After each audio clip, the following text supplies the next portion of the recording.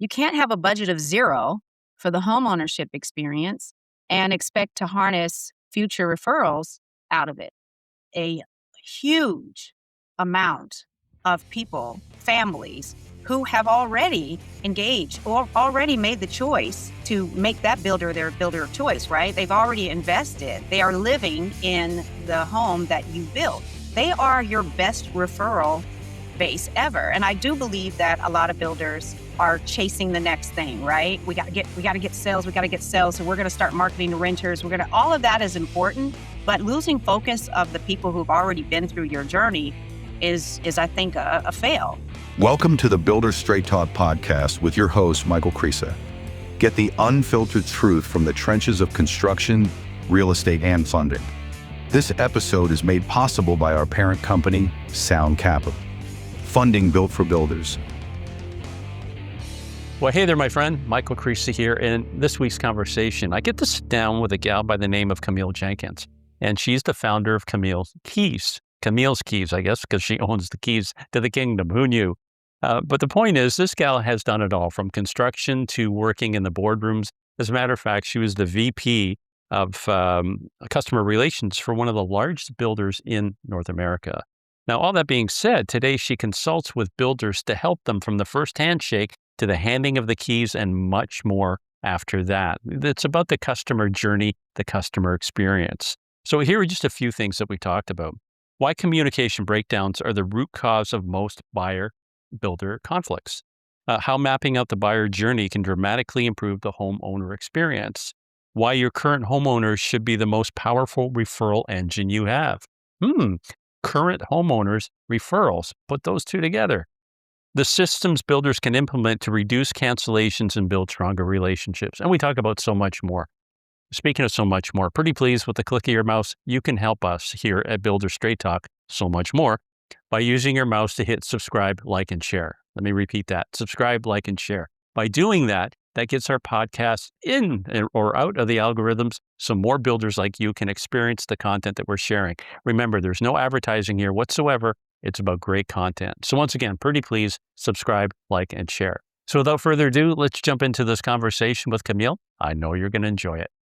So Camille, before we get started, the question I've got for you is, what would make this, looking back, let's say a week from now, 2 weeks from now, you're going to sit back with your husband, you're having a drink, and you're going to say, my gosh, I had so much fun. And the thing that I really wanted to accomplish with Michael was the opportunity to share my story, encourage other women who are in this amazing industry, and really to just share the fact that it's just such an amazing industry to be a part of.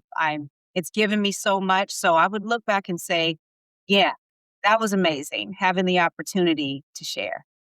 Okay, the gauntlet has put down. I've accepted the challenge. Let's get into this and make it happen. So Camille, before we get into it, how about you tell the audience a little bit about who you are and what we're going to be talking about today? Sure. Well, my name is Camille Jenkins. I've been in the new home construction real estate industry for 30 plus years. I currently own my own company called Camille's Keys. It is a customer experience consulting firm. But I have spent the last 30 years in the weeds, in the boardrooms, picking people up off the floor and they were crying about something going on with their home, and just encouraging colleagues from superintendents to salespeople on how to deliver great customer experiences through the journey of homeownership, which can be such a roller coaster. So that's who I am. I am known for being hands-on, for calm under pressure, and for helping organizations find the opportunities to just create those really positive nuggets along that journey. And that's about me. That's what I do. So when you say hands-on, is that what's making them cry, or is that what is wiping away the tears? Well, in my capacity of being hands-on as a consultant, I'm not like one of those consultants that comes in and says, this is everything you need to do and leave. I'm one of those people that's like, hey, I've lived this, I've breathed this, this is my experience, this is what I found that works, but let me take a look at your business model and help you define what works for you. So hands-on is like getting in the weeds with your team and then being able to translate that and communicate that back to the leadership team and make it whatever the changes are that they decide they do want to move forward with. to make it valuable, to make it easy, seamless, and to walk away with leaving them with some really positive results. Because you and I both know there's no crying in real estate. There's no crying in real estate. There's no crying in construction. You can have a moment to walk around and babble, but you got to get back on the job. Okay. Well, before the job, let's rewind the clock a bit. What was life like before real estate, and what was it that pulled you into this wacky field in the first place? Well, I'm glad you asked about that. So I did not set out to have a career in this field. I was a single mom in Phoenix, Arizona, and I needed a job. I needed a good job that would allow me to raise my kids comfortably and maybe, once a year, that's that dreaded summer vacation to Disneyland where you just spent your whole left arm and leg just to get in, right?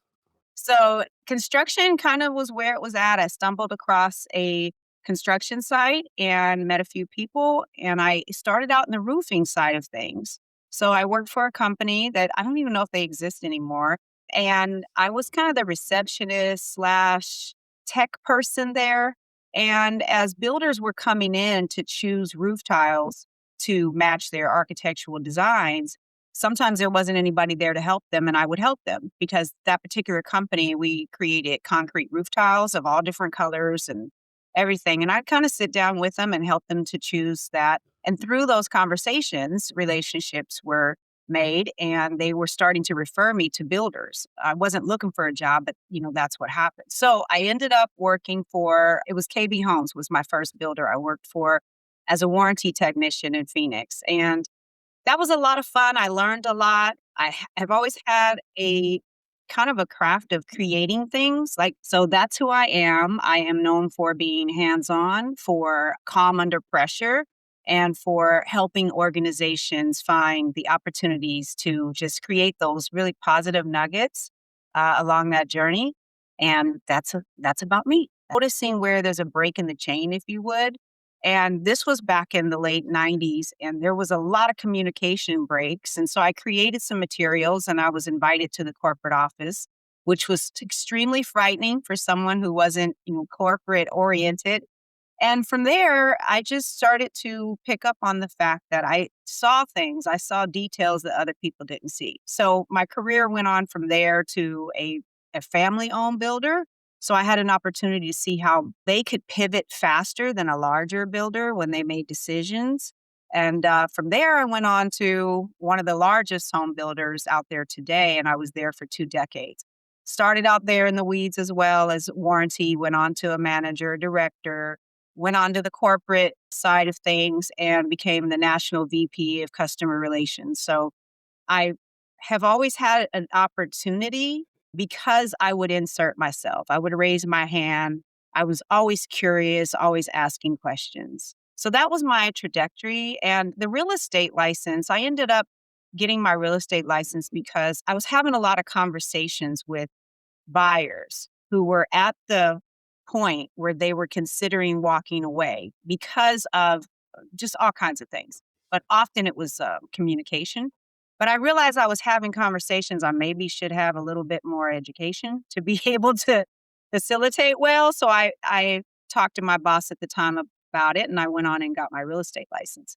Now I do utilize that differently, but at the time, I just wanted to have as much knowledge as I could to help people through those very emotional moments. So that was my journey. And along that journey, I just met a lot of people that took me under their wing. I definitely met some bad apples too, but there's a lesson in everything, right? Good and bad. And I learned a lot. And I really became great at construction. I was an assistant superintendent for a short period, but often the superintendents would go, "Hey, Camille, can you go and talk to this person for me?" Because in those earlier years, there were not a lot of superintendents that actually wanted to talk. I don't know that they all do now, but they did not want to actually talk to buyers when they would stumble out on the job site, right? They wanted to build, they wanted to deal with OSHA, they wanted to deal with inspectors and trades. They did not always have the skill set to talk to a family that's standing at, a heap of concrete and wood trying to make sense of what they're seeing. So that's kind of how I, if you would, grew up in the industry. And it's been a wonderful journey. That communication aspect of it it strikes me like it's two different languages. So you've got the builder, developer, general manager. They're focused on how do I put all these pieces of wood together and we make something beautiful. Right. And I'm not saying that they don't want to talk to the buyer, but their focus is on something completely different and their skill set is completely different. Whereas you come in, and that's why I say it's like speaking two different languages. You're speaking the language of the buyer, which is emotion. You're talking about the future. It's all the tactile things that mentally and physically they need to get their hands around, if you will. Whereas the builder developers are focused on, we got to get the job done. And I don't mean any disrespect in that, but I think builders developers miss that aspect that they have to learn how to communicate in that language. Because from that comes, if you have a happy buyer, they're going to tell all their friends. And when they tell friends, hopefully that generates more buyers. So in terms of referrals, your best customer is always the one you just served. And I think too many builders forget that. They're too busy putting ads in newspapers and billboards and everything else, trying to generate something new, whereas Yeah. they've already got somebody that knows, likes, and trusts them. Am I on the right path there? Yeah, I couldn't agree with that more. And I think that was one of the areas that I struggled with a bit when I was on the corporate side, because being over the national customer relations team for that particular builder, which was an upwards of 14 divisions or something like that, 10,000 warranty tickets, no, 3,000 warranty tickets a month and over 10,000 homes under warranty, right? That is a huge amount of people, families who have already engaged or already made the choice to make that builder their builder of choice, right? They've already invested. They are living in the home that you built.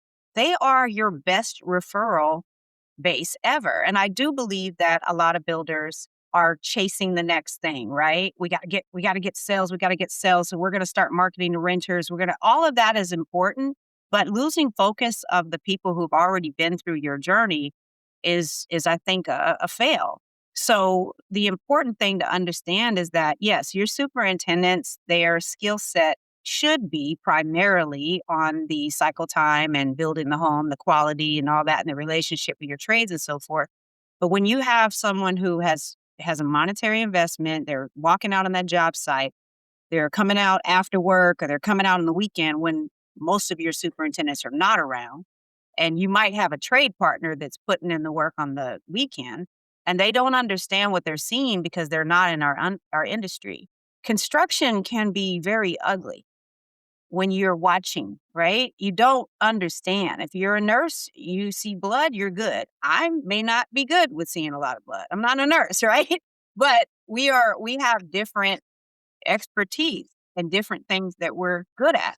So I think that it is challenging for some superintendents and even some builders to understand that it's important to have someone that can talk both languages. And that's what I brought to the table. I could go sit with the CEO, the COO, and have the conversations with them and the VPs of construction and use that dialect and use the words that we use, our industry talk, right? But then I could also go back out and meet with the buyers, a homeowner, a prospective, one that hasn't even pulled the trigger yet, and give them the confidence and the assurance that we've got you. We're going to help you through this process. So it is really important to look at it from a holistic 40,000 foot level and to have people, you should have multiple people in your organization that can walk the line and talk the talk on both sides. I've also worked with some superintendents that were amazing at that. And it's like, hey, why don't you take that particular person? Don't take him away from what he's doing. You need that. But why not give him or her, if they have the capacity, to develop some training programs, or maybe they have a mentorship program. There's all kinds of ways because Google, everybody's an expert now, right? You just Google, or you have an uncle who built a home in 1950 and he's an expert in 1950 building practices, which are obviously quite different than today. But you need to know how to communicate across the board. You strike me as a systems orientated person. So, and you're kind of a mixed bag of tricks, if you will, because you strike me as being very analytical. right? So almost like an engineer's brain. But at the same time, you've tapped into that emotional side because you're working with buyers. And it's a very rare mixture. My brother is an engineer. And when I used to teach realtors video marketing, how to use their cell phones, I'd get up on stage and I say, nothing's worse than talking to an engineer because they're all, you like connect the dots, right? And the joke was, if I asked my brother what time it was, he would go into the history of a watch and the mechanics and what ratio the wheels. And by the time he was finished, it was already the next day. I didn't need to know the time, You're like, forget right? it. I don't even want to know Yeah. anymore. I'm moving on here.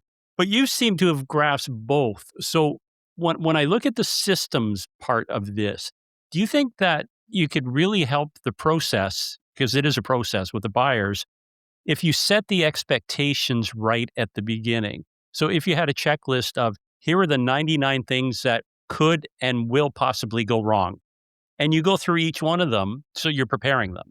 And when, number 37 on the list happens and they call up and they're in a panic, hey, Bob and Betty, remember when I introduced you the 99 things that could possibly go wrong? Look at number 37. I've got this. We're good.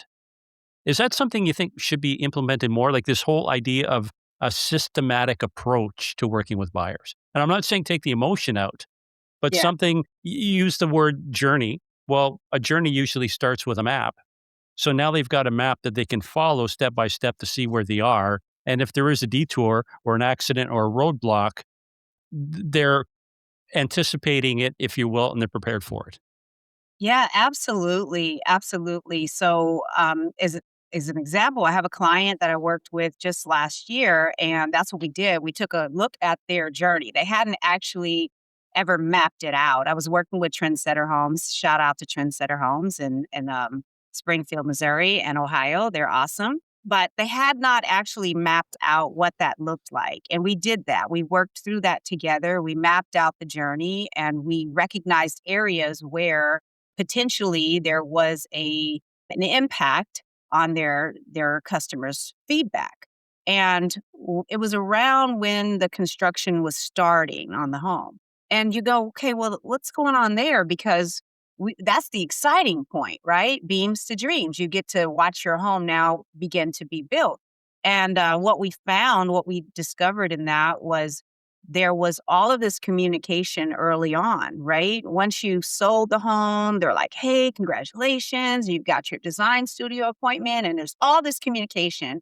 And then once it was time for the home to actually be built or to start, there wasn't much communication after that. There was a lull. So what we thought initially was maybe response about the quality or the construction was really about a lack of communication. So in that particular situation, we were able to put some systems in place, just like you said, like let's create some value in this moment that is otherwise a quiet moment. There's so much go, go, go, go, and then there's nothing. You're not really hearing anything. That wasn't a negative on the builder because there was this intern where they were behind the scenes. So it's like, hey, we haven't forgotten you. We're busy getting permits. We're doing like communicating, right? But also saying that weather, the inclement weather might delay this. You should start to see this. If you don't, here are a few reasons why there may be some delays in this. There may be product. We need to order the product. So, yes, kind of inoculating you to the fact that this is the very last thing that you can watch being built by hand, by man.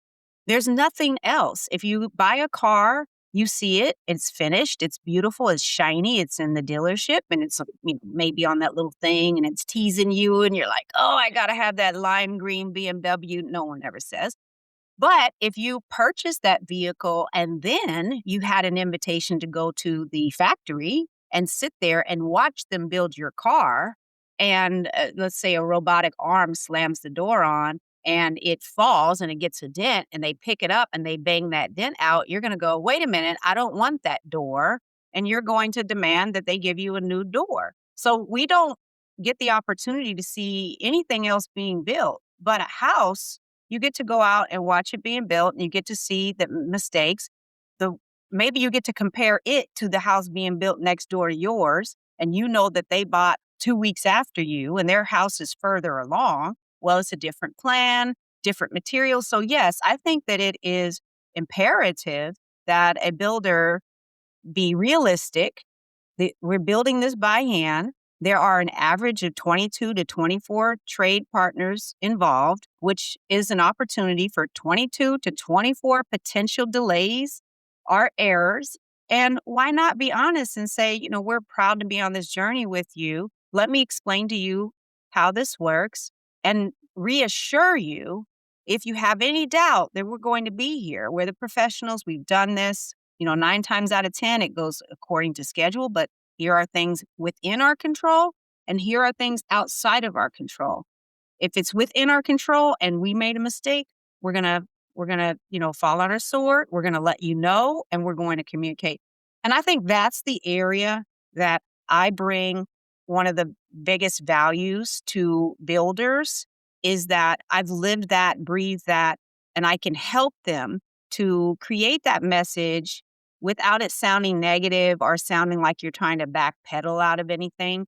Because all of the marketing up front is selling a lifestyle, in my opinion. It's like, come buy from us, live in our home. This is what your life will be like. Every commercial has a dog. I don't know why, but this is what your life will be like if you purchase from us.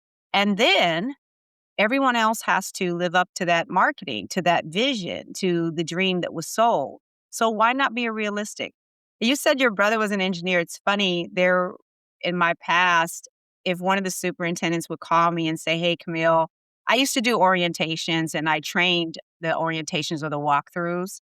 And at one particular builder I worked for, I had an entire department. That's all they did was the walkthroughs, the orientations, because it was important to me that moment when your dreams have come to reality and we're actually going to be handing you the keys within the next week or so, that moment was actually an orientation, that we were orienting you on the home and the functionality and not a punch, like punching the house out and blue tape, session, right? So whenever there was a superintendent that I was engaging with to schedule it, I would ask them, what does the person do for a living? Can you tell me a little bit about them? Because that would prepare us. And they go, oh, they're an engineer. I go, okay. We knew that they were going to be very analytical. They probably were going to come with their own set of plans, and we never knew where they got them. They were going to walk through the home and very meticulously point things out. And I was all okay for that. It's like, that is the person that makes me better, that provides me opportunities to share with my team, to train them. They keep us on our toes. I go back to the process part of it. I mean, you said so many different things there. My brain's firing on different things.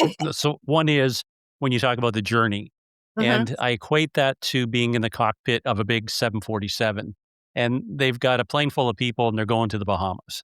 The people in the back, they're all happy. They're watching movies. They see blue sky and the plane is chugging along. What they don't realize is in the cockpit, that plane is probably off course 99% of the time.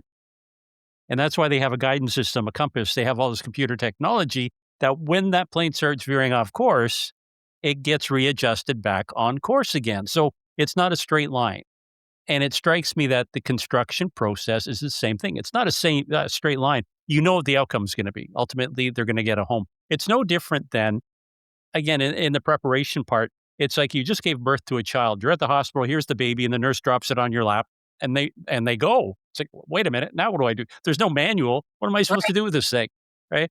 But what happens typically is the doctor, your gynecologist, there's a team involved. They're all working with you right until that point, and you're being coached. So you know what to expect, but expectation and delivery, and obviously delivery, but the baby, but when expectation and reality come together, that's when you really feel the brunt of what's happening. And I think this is true with the construction process. Again, I go back to process. I know a lot of the smaller builders, what they do is they're sending little pictures, they're sending little videos Yeah. of how that house is being built. So the buyer feels like they're a part of that journey. And it's not just the builder. It could be, here's Bob with whatever a concrete company. Well, Bob's out there pouring the concrete. Hey, Bob, say hi. Yeah, we're here. We're pouring down whatever cubic feet and this is going to be your foundation. Wow, now I know about the foundation. And so every step of that, I'm meeting another person of the team Yeah, So if I do stumble up onto the job site, which they're going to do on a weekend, absolutely. and one of the trades is there, it's like they already know that guy because they saw him in the video. And that is so low-hanging fruit. You pick up your cell phone, you shoot a 30-second clip, and you send it to them. And I just see that as being money into your trust account. The whole idea of know, like, and trust. You're giving the consumer, I hate that word consumer. It reminds me of this big gelatinous mess on a couch eating potato chips. You're giving the buyer the opportunity to experience what you guys do exceptionally well. And true to form, they are on that journey with you. Yeah, absolutely. I think there's so many opportunities to make it more of a partnership, right? An experience. It's said that buying a house is one of the largest investment you might ever make in your lifetime, right? So there's a lot of concern and being nervous about it. It's similar to you find a vehicle that you love and you purchase it, you haven't seen it, and as soon as you drive it off the lot, you see them everywhere, right? It's like, man, I see them everywhere. So you go and you enter a sales contract and you're excited, and then you leave and buyer's remorse kicks in immediately.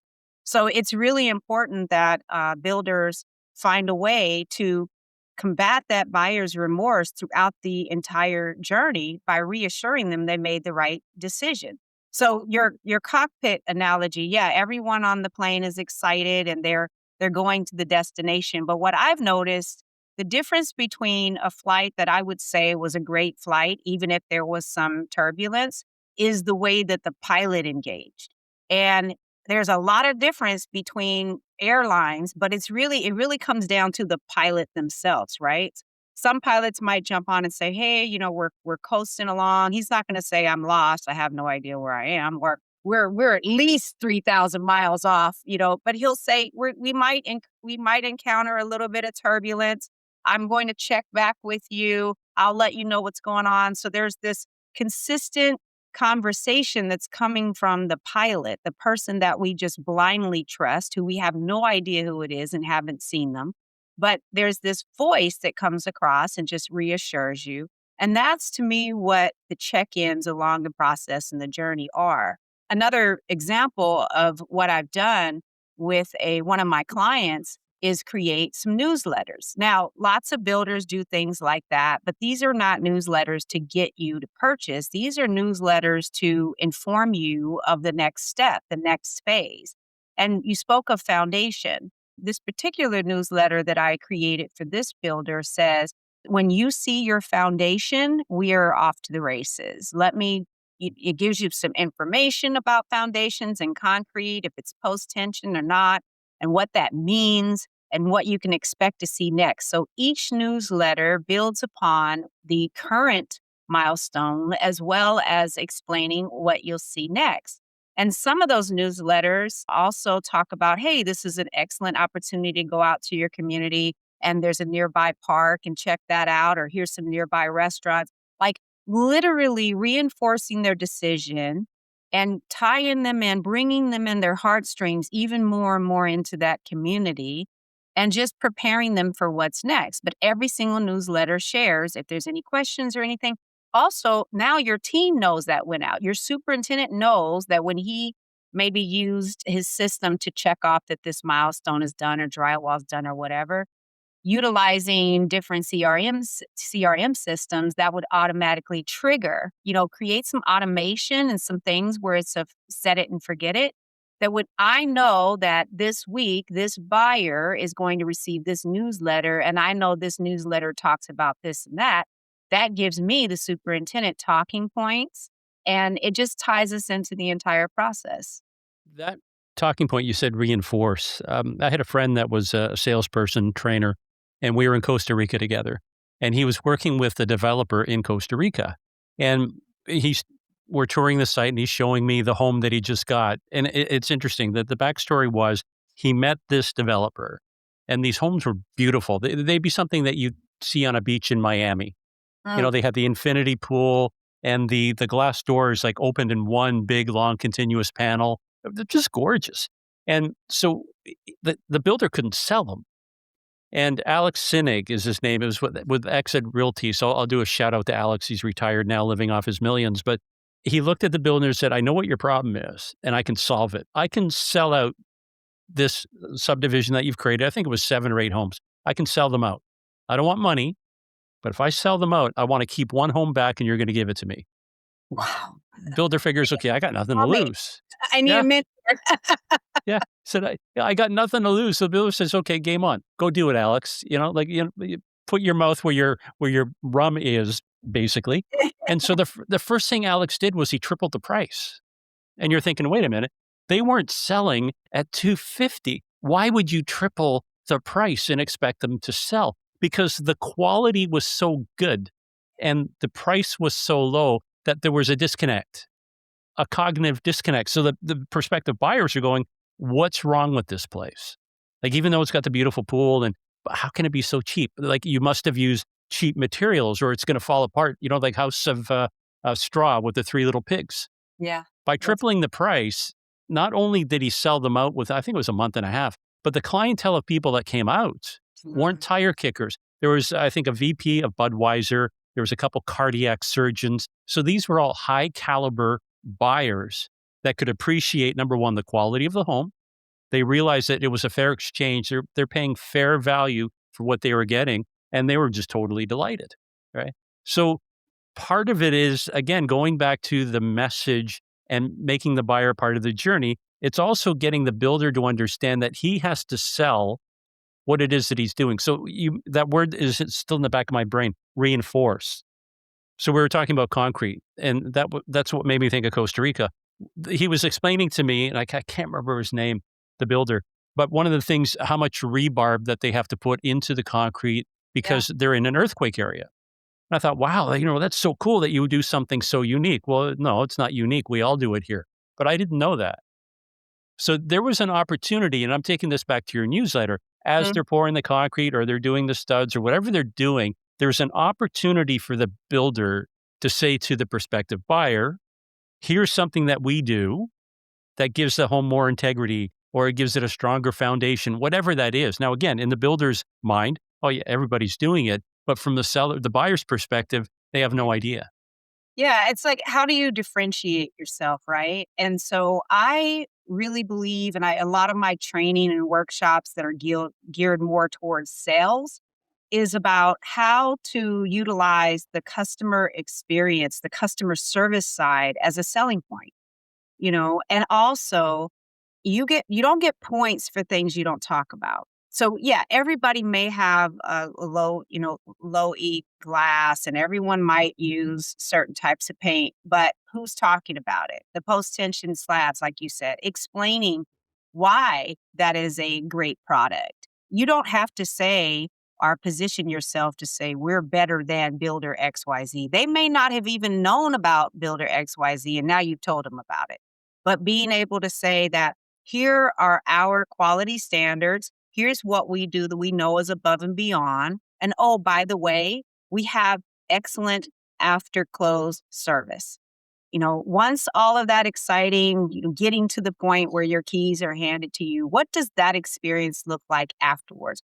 What happens if in the middle of the night, my water heater is not working? What is that experience like? What if I'm considering a particular product to use in my home, or I want to do some type of landscaping?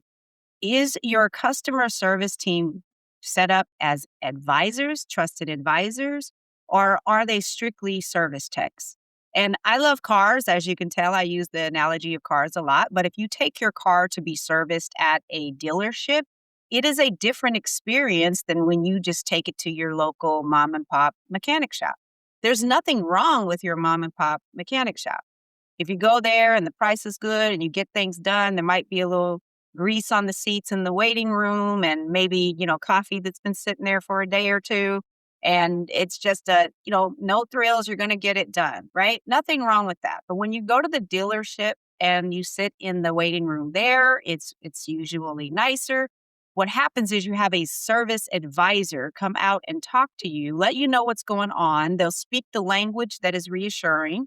They'll also point out things to you that maybe don't need to be taken care of right now, but you might want to take a look at in the future. You are not speaking with the actual mechanic in the back that's working on your car.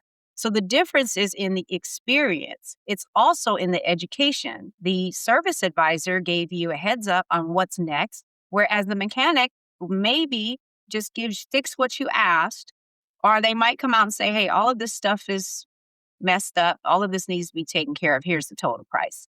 So it's really about the experience and making me feel like I'm comfortable. I know that if something goes wrong, it's going to be taken care of.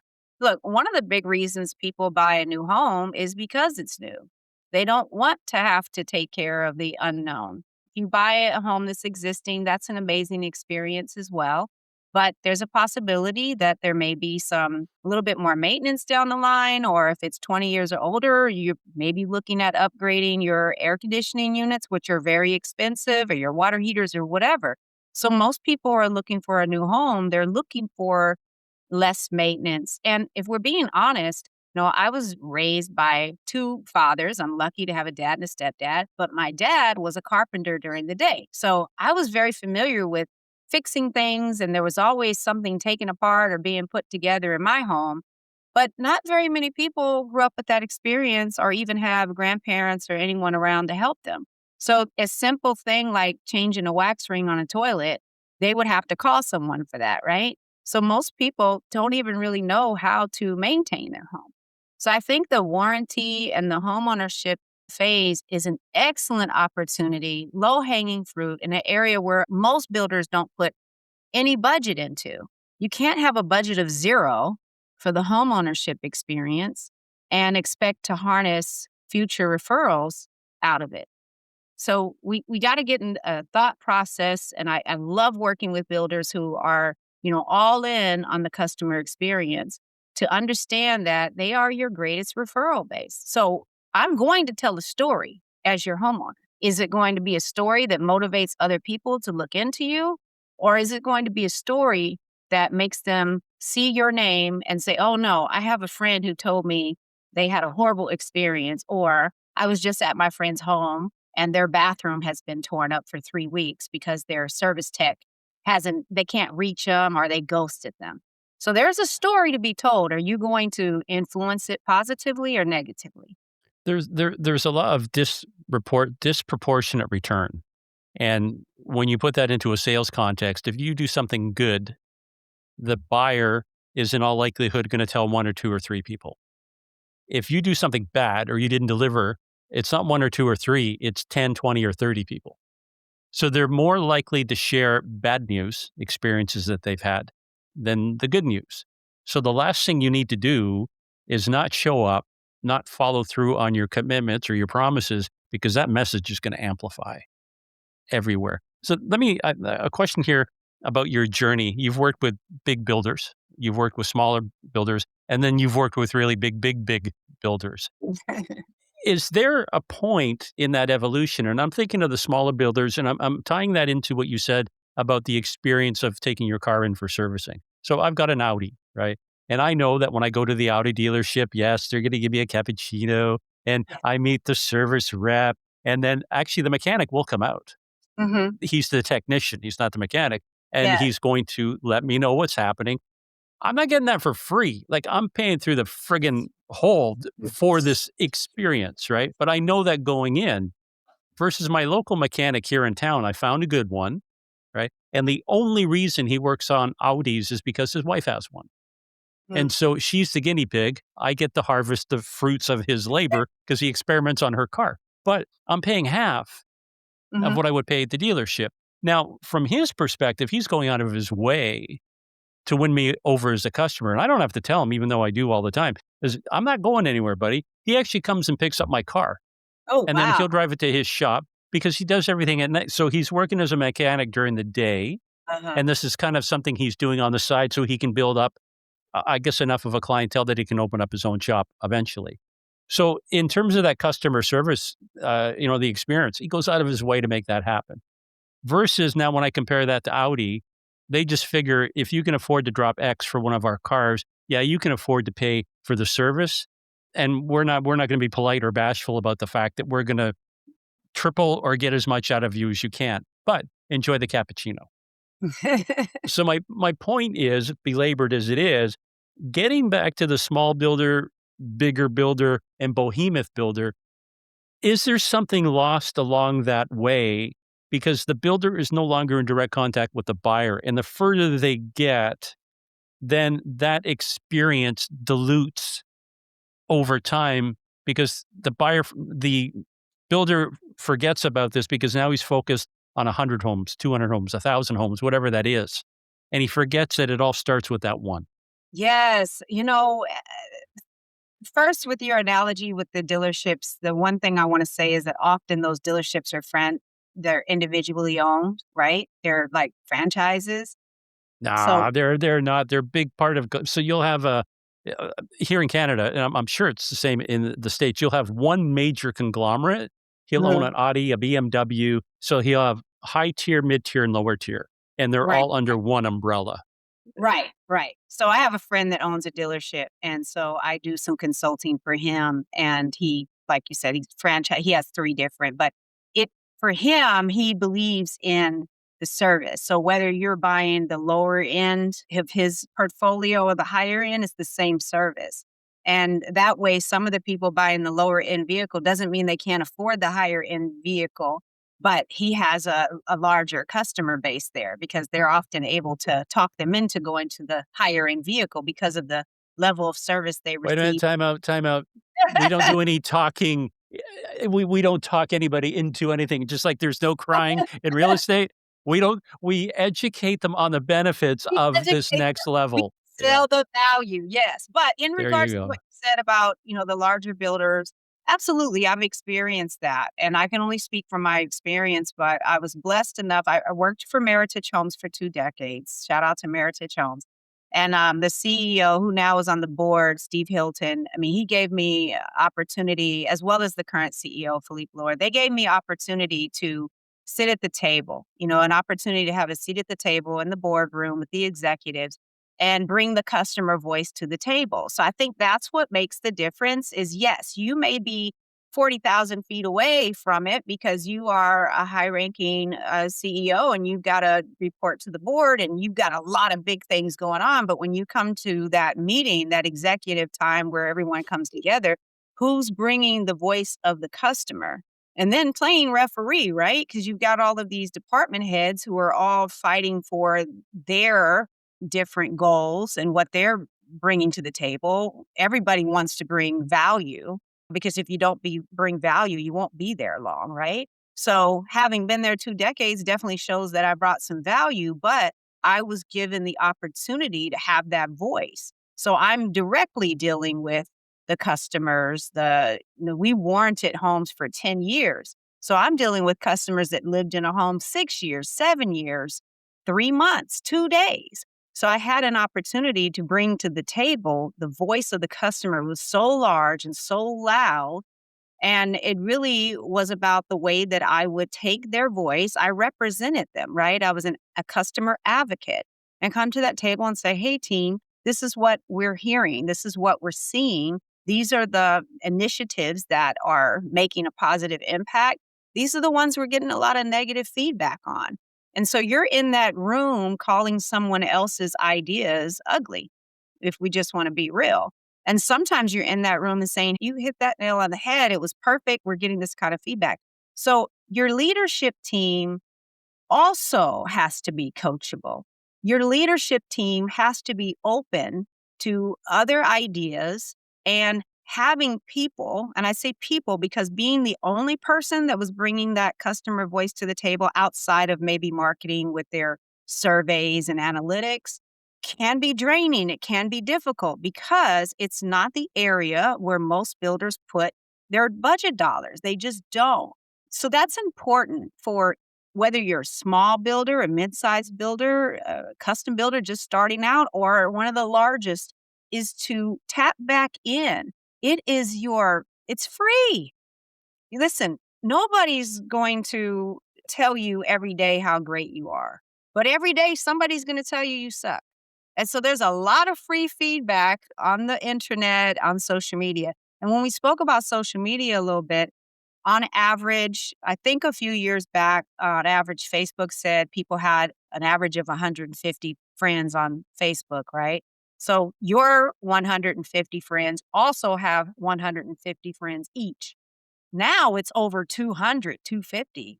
So if I were to post something and say, oh, I had the worst time at this store yesterday, or in walking in to talk to this builder, it was like pulling teeth. And I post that out to my team, and they should maybe post it to theirs, or I don't know, however they have it where anything I post goes straight to their page and the public can see it.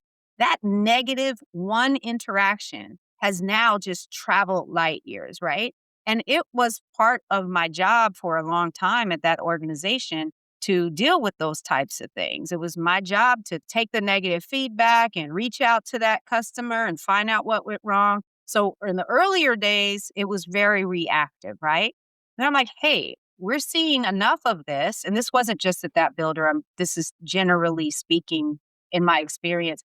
We're seeing enough of this type of feedback that it might be helpful if we A, change the product, B, take a deeper look at our process, or C, get some training out there for our team, educate our team on how to de-escalate, educate our team on how to speak to people that are, highly emotional. This is a highly emotional experience.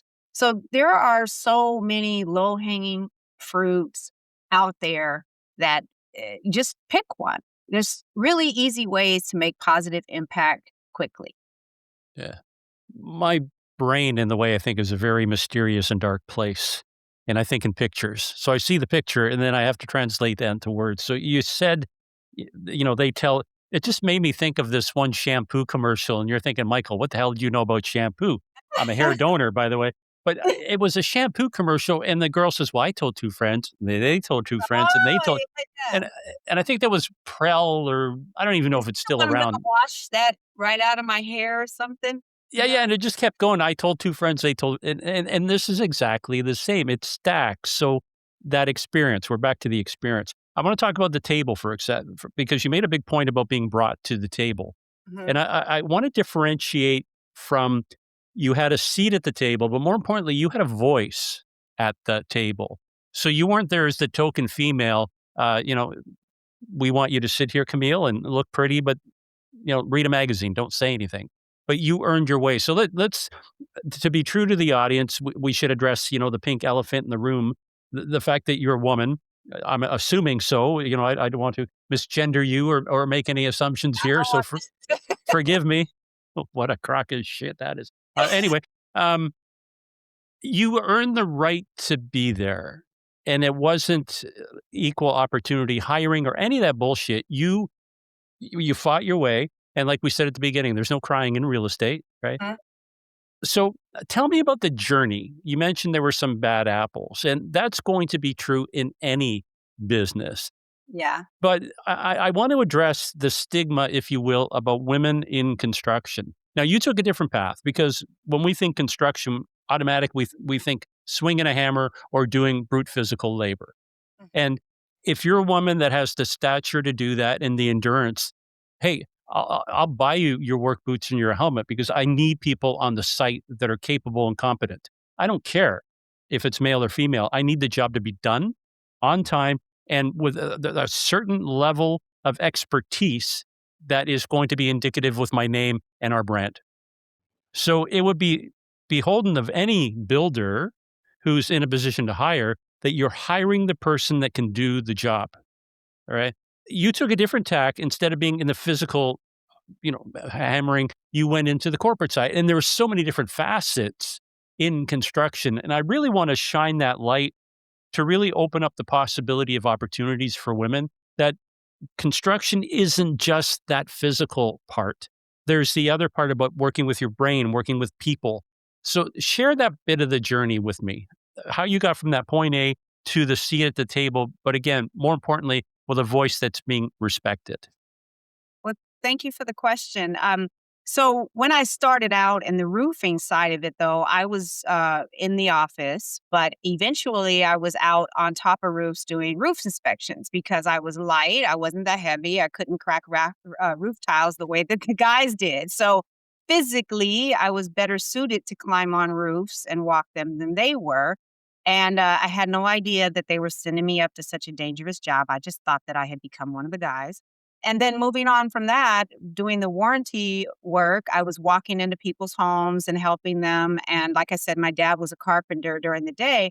So I had a understanding of basics of construction and how things work. So I was working with a lot of trade partners on site to rebuild showers or whatever it was. So it did kind of start out outside and then going on to do the orientations and walkthroughs. I have all the sun damage to prove that I was out in the 118 plus degrees with steel-toed boots out there in the field. But what was always there was my ability, and I didn't recognize this at the time as a skill set or anything that could help me kind of climb the ladder, if you would.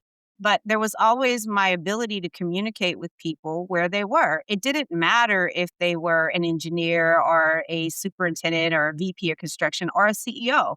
I was always able to communicate across those different titles, if you would. So the corporate side came about because I was very good at taking a bird's eye view at something and figuring out how to make it better, whether it be a process, whether it be internal, like different people in different roles, picking up skill sets that someone had that I thought might be better served in another area, connecting the dots. Maybe there was someone working for me in warranty, and I recognized that they had a great eye for construction. So I would go over to the construction side and say, hey, can you give them a shot? Because being a superintendent definitely paid more than being a warranty technician. So it was through all of that, and it came down to the communication in my writing.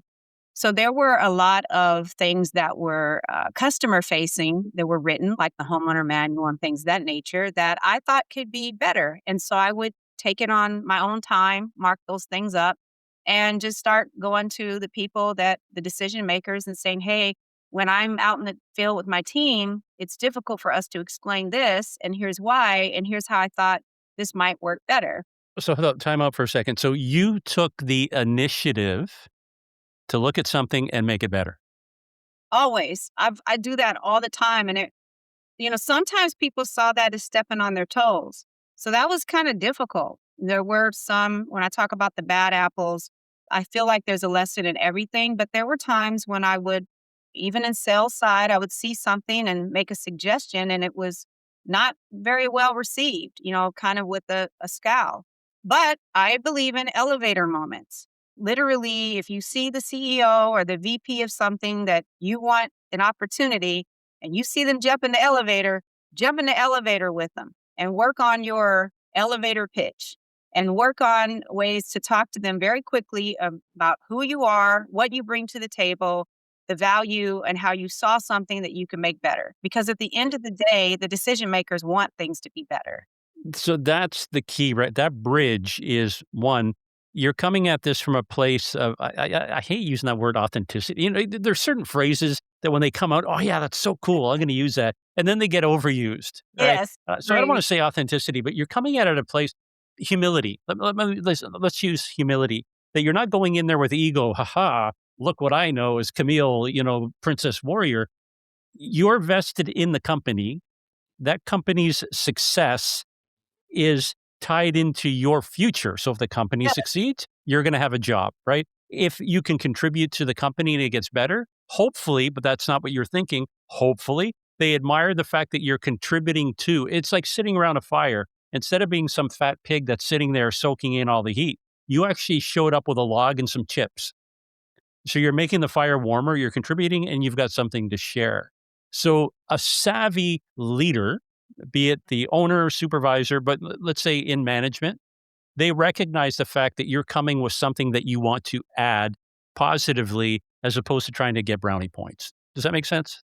Yeah, absolutely. I mean, I had, when you talk about being a woman in this field, I'd been told many times in my earlier days of being in this field, it's a man's field, it's this and okay, yeah, I mean, I get that. But at the end of the day, there's something that we bring value to, and it's the detail.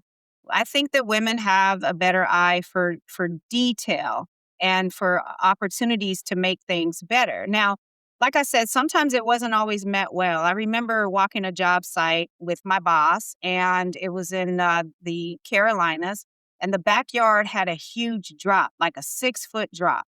And there was no fence or anything like that. And I knew that a family was going to be moving in there. And so what I saw was risk.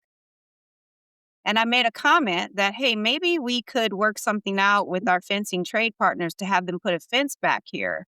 Because all I saw in that moment was they had kids. And I just, like, these kids fall down this 6-foot drop in the back of this house.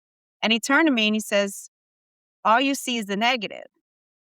And so it kind of threw me. I didn't see that as being negative. I saw it as being risk adverse. I saw it as being proactive. I A saw it as liability. I see it as a lawsuit waiting to happen. Yeah. I saw it as injury. I also saw it as an opportunity for the builder to say, hey, we care so much about our families and the people that buy from us that we installed a fence around here. Now, I get it. That could create an issue where a whole bunch of other people are coming and demanding a fence because people are people. But it was me in that moment looking at risk, looking at it from an empathetic point of view. And maybe it was even an option that we could have offered down the line that would have generated more revenue. So I think that as a woman in this industry, there are times when you'll hear some things that bite, but you got to have tough skin. There's no crying in construction, like we talked about before.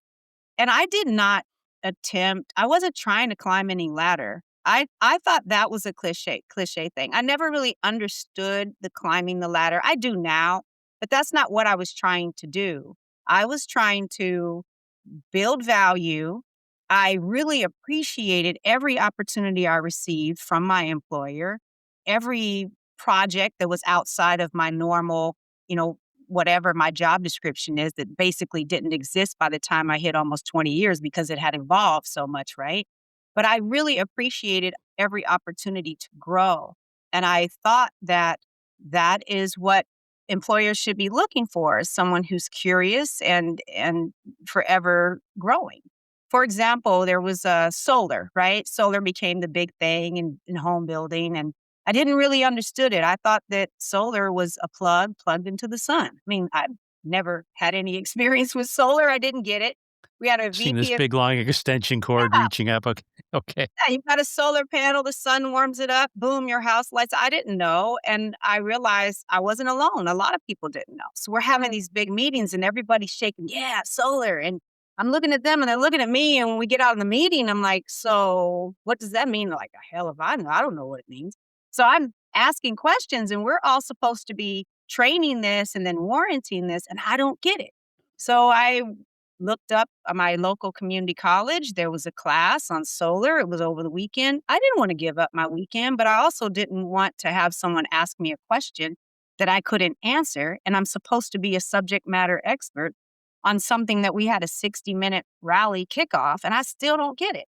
So I went and I spent the whole weekend, paid out of my pocket, took the class, understood, came back, educated my team, and I ended up being the go-to person at the organization for some time when things went left with solar.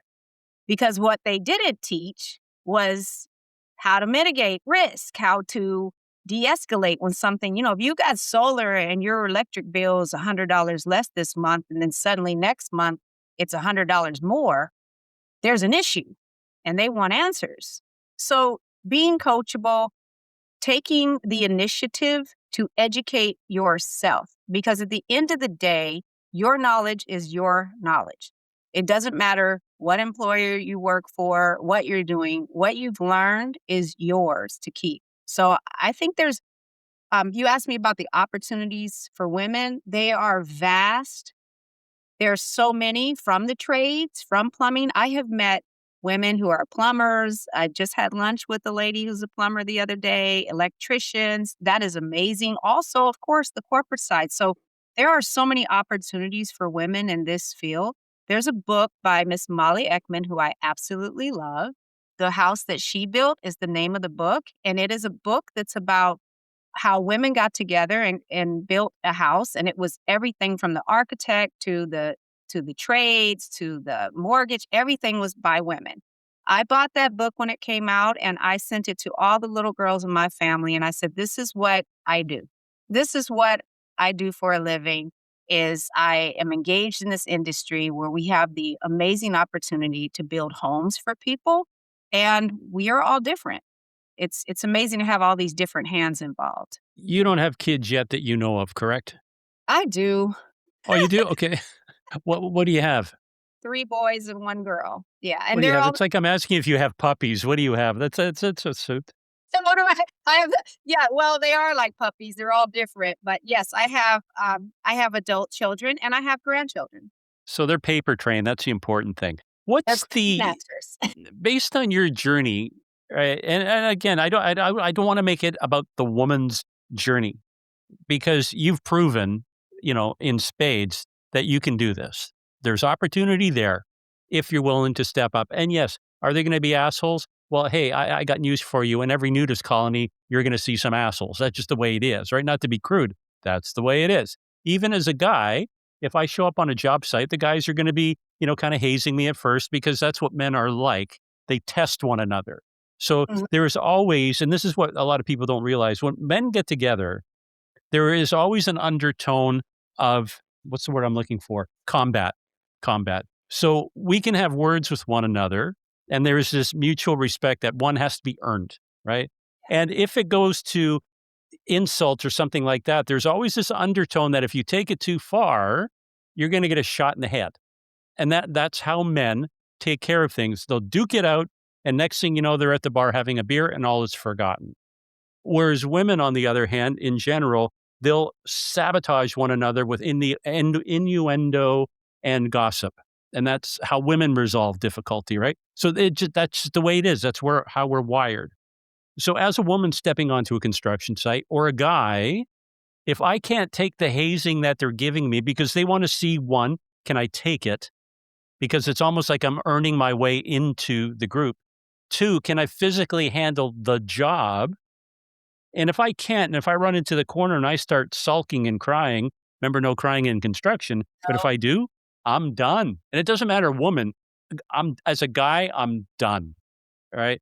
So the one thing I'll put out there as a caveat, it's not that there's a malevolent band of men in construction that are trying to put up the barrier so high that women can't get in. And you said something there earlier, and I almost threw up in my mouth. And it's that Yikes. stereotyping thing of, it's a male dominated. Yes, it's a male dominated profession because it's men that are dumb enough to work in the cold, in the rain, on the roof, 120 degrees, like you said. And that's not easy. They're willing to relocate. They're willing to do dangerous jobs.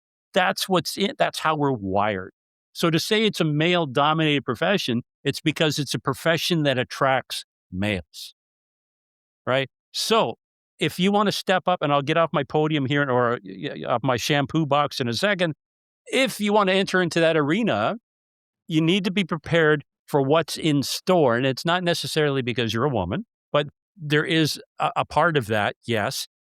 But if you want the job, it's there if you can put up with these guys and earn their respect, which is mutual because they have to earn yours too. Is that fair?